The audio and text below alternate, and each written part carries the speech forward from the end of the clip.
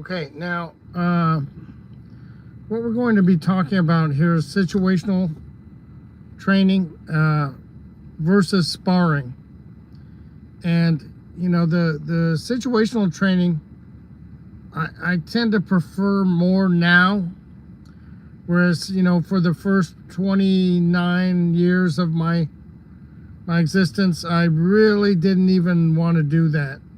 I felt like, well, there's too many possibilities for situations to happen, and really, you know, it's kind of hokey and goofy. As I progressed through being an instructor for law enforcement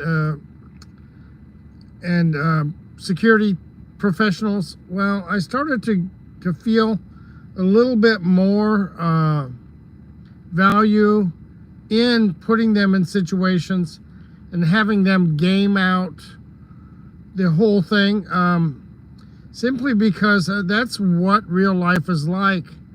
And there's a possibility of, you know, in shoot training, and this is where I really like this aspect, that you have shoot or no shoot exercises. Now everyone knows that it's a shoot or no shoot except you.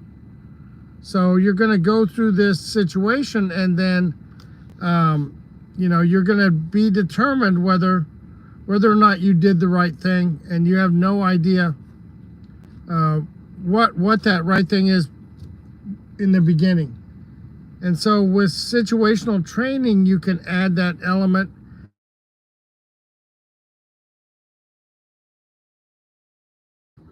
of possible contact, pre-fight dialogue, pre-fight.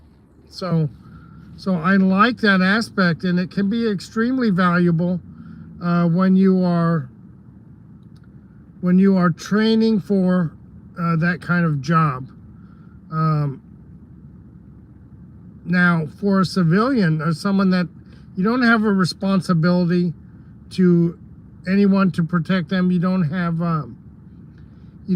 a need to remain at that location and secure it, or whatever that task is if you're doing the opposite.